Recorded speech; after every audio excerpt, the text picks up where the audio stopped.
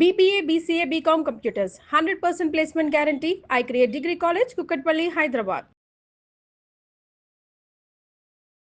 నమస్తే రమగారు. నమస్తే జయ. రమగారు, ఏదైనా జానపద కథ చెప్తారా? చెప్తాను జయ.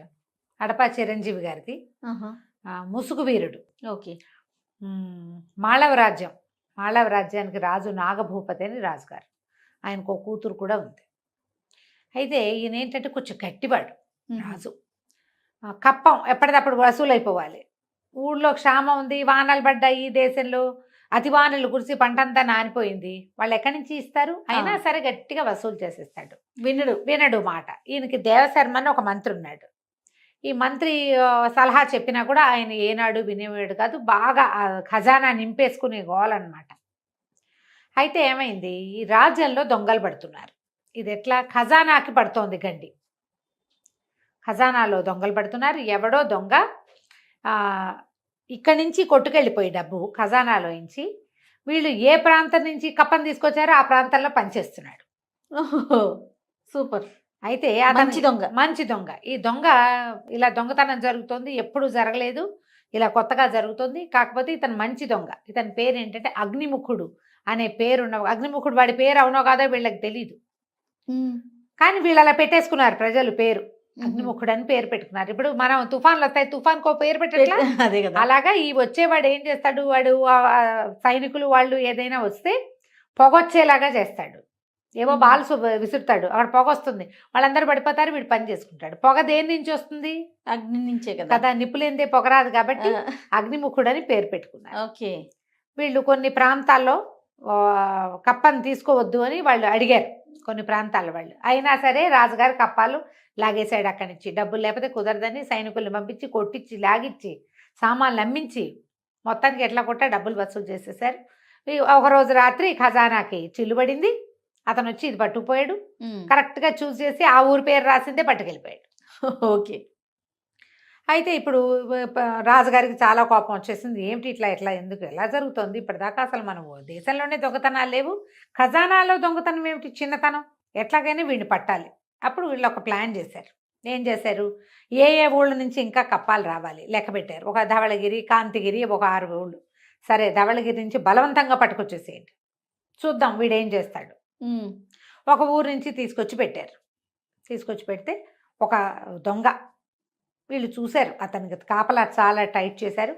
నిండుగా టైట్గా ఉన్న నల్లటి బట్టలు, బలిష్ఠుడైన ఒక యువకుడు ఎవరో గుర్రం మీద వచ్చాడు. గుర్రాన్ని పక్కకు తోలేశాడు, దాని దారిన దాక్కుంది. తన లోపలికి వెళ్తున్నాడు. ఆ ఖజానాకి వెళ్ళే అన్ని మార్గాలు అతనికి తెలుసు. కొంతమంది సైనికుల మీద పడి పట్టుకోబోయారు. ఇతనేవో అగ్నిలోకి గాల్లోకి గోళీ లాంటివి విసిరాడు, పొగొచ్చేసింది. దాంతో అందరూ స్పృహ తప్పి పడిపోయారు. లోపలికి వెళ్ళేసి తీసేశాడు ఖజానా. లోపలికి వెళ్ళిపోయాడు. ధవళగిరి డబ్బులు తీసేశాడు. ధవళగిరిలోనే మొత్తం పనిచేశాడు. ఓకే. రాజు పిచ్చి కోపం వచ్చింది. మళ్ళీ ప్రయత్నం చేద్దాం అనుకున్నారు. మళ్ళా ఇంకా కొన్ని ఊళ్ళ నుంచి పట్టుకొచ్చారు. ఈసారి అబ్బాయి ఏం చేశాడు, ఈ కుర్రాడు ఒక పురాతనమైన దేవాలయం, ఆ దేవాలయంలో బోలెడు బొమ్మలు అవి కూడా రాస్తారు. కొన్ని బొమ్మలు పైకి కిందకి కదిపితే ఆ అమ్మవారి విగ్రహం వెనకాల ద్వారం తెరుచుకుంటుంది. అది కరెక్ట్గా ఖజానా దగ్గరికి వెళ్ళిపోతుంది. అక్కడికి వెళ్ళిపోతాడు. వెళ్ళిపోయి డబ్బు భుజాన్ని వేసుకుంటాడు. అదంటే అంటే వీడికి లింక్స్ అన్ని తెలుసు, వాడికి తెలుసు. వాడికి ఎట్లా తెలుసు అనేది ఎవరికీ తెలియదు. పట్టుకొచ్చేస్తాడు. అయితే తిరిగి వస్తుంటే అతను అంతఃపురం వైపు నుంచి వస్తాడు. అంతఃపురంలో రాజకుమారి కూతురు మెలకుగా ఉంటుంది. అమ్మాయి, నువ్వు ఫలానా వాడివైనా దొంగవైనా అని కనుక్కుని నేను నిన్ను చూశాను, నాతో యుద్ధం చేసి గెలిచి వెళ్ళాలి నువ్వు ఇక్కడి నుంచి అని లాఘవంగా కత్తి తీసేసరికల్లా యువరాణి పేరు స్వప్నమాల. ఆ స్వప్నమాల ఇతను యుద్ధం చేస్తారు. ఆ వచ్చిన అగ్నిముఖుడు స్వప్నమాల ఇద్దరు యుద్ధం చేస్తారు. చివరికి స్వప్నమాల కత్తి వదిలిపెట్టేస్తుంది. అతను సంచి డబ్బులు మూట పుచ్చుకుని వెళ్ళిపోతాడు. కాకపోతే ముసుగు తీసేస్తాడు. ముసుగేసుకుని ఉన్నావని ఎక్కిరిస్తుంది. ముసుగు తీసేస్తాడు. ఒకళ్ళనొకళ్ళు చూసుకుంటారు. ఆ అమ్మాయికి 19 ఏళ్ళు ఉంటాయి, అతనికి 25 ఏళ్ళ వయసు ఉంటుంది. 25 ఏళ్ళు కూడా లేవు. ఆ ఏజ్లో ఉన్న వాళ్ళు ఒకళ్ళ సత్తా ఒకళ్ళు చూసేసరికల్లా సహజంగానే ఒకళ్ళ మీద ఒకళ్ళకి ఆసక్తి ఏర్పడుతుంది. వీడు దొంగ, దోపిడీకారుడు, ఇంత చక్కగా ఎలా ఉన్నాడు అనిపిస్తుంది అమ్మాయికి. ఈ అమ్మాయి ఇంత నాజుగ్గా ఉంది, చక్కగా నాజుగ్గా తెల్లగా పింగాణి బొమ్మలే ఉన్న అమ్మాయి ఎంత లాఘవంగా ఇంత బదులైన వాడిని కూడా ఓడించడానికి ప్రయత్నం చేస్తుంది. నా వల్ల కాదని భయపడకుండా ఆ అమ్మాయిలో ఉన్న లాఘవము సౌందర్యము అబ్బాయిని ఆకర్షిస్తుంది. మర్నాడు పొద్దున రాజు ఆశ్చర్యపోతాడు, ఎంత ప్రమాదం అమ్మా, ఎట్లా చేసావు ఈ పని నువ్వు అంటే, ఎవరు చూశారు నేను యుద్ధం చేయటం అంటూ. కొంతమంది సైనికులు చూశారు, వాళ్ళ యుద్ధం జరుగుతున్న ఈ కత్తి యుద్ధం ద్వంద్వ యుద్ధం జరుగుతుంటే బెదిరి భయపడి మీ దగ్గరికి రాకుండా ఆగారు. 5-6 సైనికులు నిలబడి చూశారు మీ ఇద్దరు యుద్ధం చేయటం, ఎంత ప్రమాదకరమైన పని చేసావు అంటే ఈ అమ్మాయి చెప్పింది, చాలా లాఘం ఉన్నవాడు అతను, చాలా గట్టివాడు యుద్ధంలో, కానీ మొహం చూసినా కూడా చూశానన్న హింట్ మాత్రం ఆ అమ్మాయి ఇవ్వల. అక్కడి నుంచి వెళ్ళిపోతాడు. ఆ కుర్రాడు కూడా డబ్బులు పుచ్చుకుని వెళ్ళిపోతాడు. ఆ ఊళ్ళల్లో పంచబడుతుంది డబ్బు అంతా. అయితే ఇతను ఒక గుహలో ఉంటాడు, అతని నివాసం. ఆ గుహ దగ్గరికి వెళ్ళేసరికల్లా అతని తండ్రి లేచి వస్తాడు. తండ్రి ఉంటాడు, తండ్రి మెచ్చుకుంటాడు అనమాట కొడుకుని. వీడి పేరు ఏంటంటే విక్రముడు. విక్రమ్, చాలా మంచి పని చేస్తున్నావు, ఇవన్నీ కరెక్ట్గా ఏ ఊరికి అందించాల్సిన డబ్బులు ఆ ఊరికి అందించేసావా అని మాట్లాడుతూ నీకు ఒక రహస్యం చెప్పాలి అని చెప్తాడు. ఏ లక్ష్యంతోటి నేను ఇక్కడ ఇంత చీకట్లో ఈ రకంగా నివసిస్తున్నానో ఆ లక్ష్యాన్ని నువ్వు తప్పకుండా నెరవేర్చగలవు నాయన. రుద్రసేనుడు ఆయన పేరు, ఈ విక్రమ్ వాళ్ళ నాన్న పేరు అని చెప్తే, ఏమిటి రహస్యం ఏంటంటే, పూర్వం ఈ మాళవ రాజ్యానికి జయభూపతి అని ఒక రాజుగారు. ఓకే. పూర్వం ఈ మాళవ రాజ్యానికి చంద్రశేఖరుడు అనే ప్రభు ఉండేవాడు. నేను ఆయనకి అంగరక్షకుడిగా పనిచేసేవాడిని. ఆయనకు ఒక కుమారుడు ఉన్నాడు, కీర్తివర్మని. నీకంటే ఒక 4 సంవత్సరాలు పెద్దవాడు. మహారాణి నిండు గర్భవతిగా ఉన్నప్పుడు ఈ నాగభూపతి, ఇప్పుడు రాజుగా ఉన్న ఆయన దగ్గర సర్వసైన్యాధ్యక్షుడు. ఓహో. ఎలాగైనా రాజుని పడగొట్టి రాజ్యాన్ని చేజెక్కించుకోవాలని ప్రయత్నం చేసి ఒక కల్లోలాన్ని సృష్టించి ఆయన మీదకి ఉసుకొల్పాడు కొంతమందిని. ఈ సందట్లో రాజుగారు మరణించాడు. రాజుని రాజకుమారుణ్ణి ఇద్దరిని సంహరించేందుకు ప్రయత్నం జరిగింది. ప్రయత్నంలో రాజుగారు మరణించాడు, రాకుమారుడు తప్పించుకున్నాడు. ఈ అబ్బాయి, ఇతనికి ఒక 4-5 సంవత్సరాల వయసు, ఆ అబ్బాయికో 8-9 సంవత్సరాల వయసు. నా కీర్తివర్మ 4 ఏళ్ళు పెద్దవాడు నీకంటే. యువరాణి మహారాణి కూడా గర్భాలసతోటి పారిపోయింది. ఆమె కని మరణించింది. ఆ శిశువుని ఒక చెలికత్తకి, ఒక పరిచారికకి అప్పచెప్పింది. నేను రాజుగారి వెంబడబడి ఈ సైనికులు వస్తుంటే ఆయన వెనకాల పడి నేను వెళ్ళాను. ఆయన మరణించి నా కొడుకుని రక్షించు, కూతురు సంతానం ఎవరు పుడతారో వాళ్ళని రక్షించు, రాజ్యం జాగ్రత్త అని నాకు అప్పచెప్పి ఆయన మరణించాడు. నేను తిరిగి వచ్చే లోపల మీ అమ్మని చంపేసి నిన్ను కూడా చంపడానికి ప్రయత్నం చేశారు. ఇన్ని జరిగిపోయినాయి అన్నమాట. రాజుకి బాగా సన్నిహితుడైన రుద్రసేనుడి తాలూకు భార్యని పిల్లాన్ని కూడా చేసేశారు. అయితే ఇప్పుడు మంత్రిగా ఉన్న ఈయనే ఏదో వారి శర్మ, ఏం శర్మ ఆయన పేరు, దేవశర్మ గారు. ఆయన ఏం చేశాడంటే, మీ అమ్మ చనిపోయినా నిన్ను తప్పించి దాచిపెట్టాడు. మంచి ఆయన. నేను తిరిగి వచ్చాక పిల్లవాడిని నిన్ను నాకు అప్పచెప్పాడు. నేనేమో ఈ కీర్తివర్మని తప్పించాను. ఈ తప్పించిన కీర్తివర్మని రత్నాల వ్యాపారి, నాకు పురాతన స్నేహితుడైన ఒక ఆయన దగ్గర పిల్లవాడిని అప్పచెప్పారు. రాచ విద్యలు నేర్చుకుంటూ ఆయన దగ్గర పెరుగుతున్నాడు, ఆయన దగ్గరే ఉన్నాడు. అయితే కుర్రాడు అడిగాడు, యువరాణి మరి మహారాణి ప్రసవించింది కదా, ఏం శిశువు కలిగిందంటే ఆడ శిశువే కలిగింది, మరి అమ్మాయి ఎక్కడుంది అన్నాడు. ఎక్కడో ఉంది, అది రహస్యం, ఇప్పుడు నేను నీకు చెప్పను అన్నాడు. శిశువు ఉంది, నీకు చెప్పను, కీర్తివర్మను మాత్రం మనం కలుద్దాం. అక్కడి నుంచి కొద్ది రోజులకి ఇలాగే హడావిడిగా నడుస్తూనే ఉంది. వాళ్ళు కప్పాలు వసూలు చేస్తున్నారు, ఈ అబ్బాయి ఏమో వెళ్ళి వాటి పట్టుకొచ్చేస్తున్నాడు. ఏ రకంగా అయినా సరే తప్పించేసుకుంటాడు, దొరకడు. వాడికి వచ్చిన విద్యలు అన్నీ అదేదో మంత్ర విద్య వచ్చు, కనపడినట్టే కనపడతాడు, మాయమైపోతాడు. ఓకే.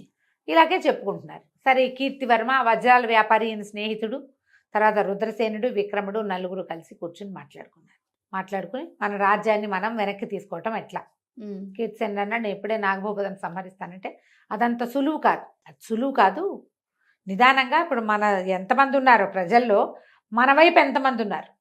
పాత రాజు మీద ఆకాంక్ష ఉన్నవాళ్ళు, యువరాజు బతికే ఉన్నాడా లేడా అని దిగులు పడేవాళ్ళు చాలా ఉంటారు. ఖచ్చితంగా ఉంటారు. పాత రాజుకి ఆంతరంగికులు ఉంటారు, విశ్వాసపాత్రలు ఉంటారు, నమ్మకస్తులు ఉంటారు, బొళ్ళతమంది. వీళ్ళలో ఇప్పుడు ఈ ఉన్న సైన్యంలో, తర్వాత ఉన్న అధికారుల్లో మన వాళ్ళు ఎంతమందో ఒకళ్ళతో మాట్లాడుకుని వాళ్ళందరినీ మెల్లిగా మన వైపు తిప్పుకుంటే అప్పుడు తక్కువ సైన్యంతో మనం నాగభూపతిని జయించవచ్చు. అయితే ఇప్పుడు సరే మాట్లాడుకున్న తర్వాత ఎవరి దారిని వాళ్ళు డిస్పర్స్ అయిపోతారు. ఈ విక్రముడు, ఈ అగ్నిముఖుడు పేరున్న విక్రముడు అప్పుడప్పుడు అంతఃపురంలోకి వెళ్ళొస్తూనే ఉన్నాడు యువరాణి కోసం. వీళ్ళిద్దరు కలుసుకోవడం, కబుర్లు చెప్పుకోవడం వచ్చేసింది బాగా. అయితే ఒక గూఢచారి ఒకడు యువరాణి ఈ అబ్బాయి కలుసుకుంటున్నారు అనే సంగతి రాజుకు అప్పచెప్పేశారు. రాజుకు అప్పచెప్పి యువరాణి కోసం వచ్చినప్పుడే ఏదైనా గట్టిగా పట్టేసుకుందాం అనుకున్నారు, పట్టుకోవాలనుకున్నారు. వీళ్ళ ప్లాన్ కూడా దానికి తగినట్టుగానే ఉంది. సరే కొద్ది రోజులు గడిచేసరి కల్లా ఒకనాటి రాత్రి యువరాణిని కలవడానికి ఇతను వస్తే అంతఃపురం 4 పక్కల బంధించేసి ఏ పక్క నుంచి పోతుటే కూడా బయటికి వెళ్ళనివ్వకుండా చేసేసి పట్టేసి రాజ్యసభకి తీసుకొచ్చారు. రాజ్యసభకి తీసుకొస్తే సరే సభలో నుంచోబెట్టారు. మరణశిక్ష వేస్తానంటాడు అతను రాజు. తల్లి బతిమలాడుతుంది కూతురు, నేను ప్రేమిస్తున్నాను ఇతన్ని, దొంగతనం చేశాడు కానీ సొంతానికి వాడుకోలేదు, ఎక్కడికక్కడ పంచిపెట్టాడు, నువ్వే ఎందుకు ఆ పని చేయలేదు, ప్రజలకు ఇబ్బందులు, నువ్వెందుకు కప్ప వదిలిపెట్లా, అదంతా రాజకీయం, నువ్వు మాట్లాడద్దంటాడు తండ్రి. రాజకీయం పనికి ఒక పద్ధతి ఉంటుంది, మా పద్ధతి ప్రకారం మేము చేస్తానికి నువ్వు చెప్పొద్దంటాడు. ఈ పిల్ల బతిమలాడుకుంటుంది, తల్లిని తెగ బతిమలాడినా తల్లి ఏమీ చెప్పలేకపోతుంది. మరణశిక్ష ఖరారు. సరే మరణశిక్ష వేస్తామన్నారు. అన్నాక ఇతని మధ్యలో నుంచోబెట్టేసరికల్లా ఒక రకమైన టెన్స్ డెవలప్ అయింది. ఈ అగ్నిముఖుడి మీద రాజకుమార్తెతోటి కలుస్తున్నాడు, చేస్తున్నాడు అనేది ఒక చెడ్డ పేరుంది. కానీ వీడికి ఎంత మంచి పేరుంది ప్రజల్లో.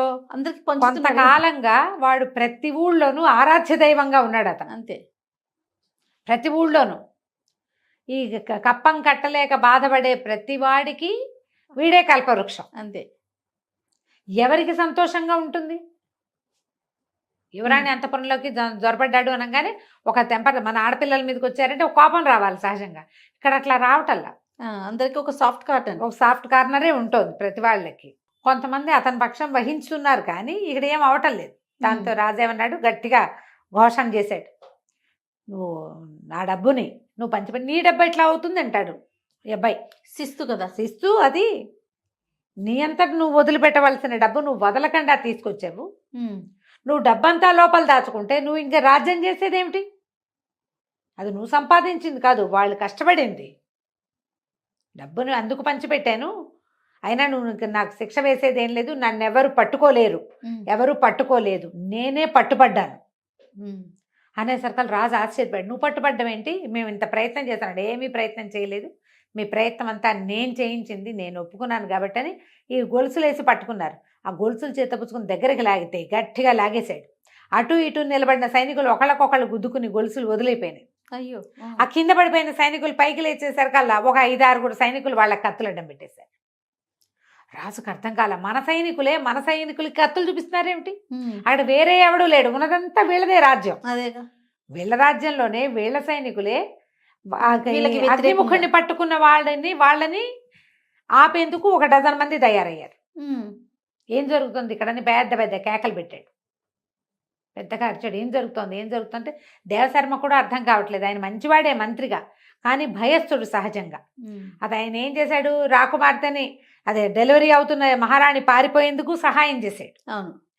ఈ చనిపోతున్న విక్రముడి తల్లిని చనిపోనిచ్చిన పిల్లాన్ని ఎత్తుకుని పారిపోయి అతను మళ్ళీ రుద్రసేనుడికి అప్పచెప్పాడు. కానీ ఈ రాజుతో పాటే నాగభూపతితో పాటే ఉండిపోయాడు.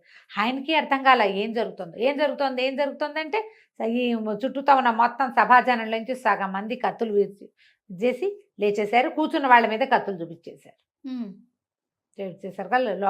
జనాల మధ్యలో నుంచి రుద్రసేనుడు బయటకు వచ్చాడు. నీ రాజ్యం మా చేతిలో ఉంది నాగభూపతి, చంద్రశేఖరుణ్ణి జయించినంత సులువు కాదు, ఆయన్ని ఒక్కడనే చేసి వెంటబడి వధించావు నువ్వు. ఇప్పుడు నిన్ను వధించడానికి ఇంతమంది ఉన్నారు, నీ సైన్యమే, నువ్వు పోషించిన వాళ్ళే. తన రాజ్యాన్ని హస్తగతం చేసుకోవడానికి చంద్రశేఖరుడి కుమారుడు కూడా ఇక్కడే ఉన్నాడని అప్పటిదాకా ఇలా తలకి ఇట్లా ముసుగేసుకుని ఉన్న కీర్తివర్మ ముసుగు తీసేసరికల్లా ఈ ప్రజలు చాలామంది నుంచున్నారు తీర్పులు వినడానికి. అందరూ ఆశ్చర్యపోయారు. డిట్టో వాళ్ళ నాన్నలాగా ఉన్నాడు అబ్బాయి. ఒక 20 ఏళ్ల క్రితం సంహరించబడిన మహారాజు మళ్ళీ బతికొచ్చినట్టుగా కనపడింది. పెద్ద పెద్ద చంద్రశేఖర్ మహారాజుకి జై జై అని కేకలు పెట్టారు. కేకలు పెట్టేసరికి ఆయనకి పిచ్చి కోపం వచ్చింది, కానీ కదలటానికి వీల్లేదు.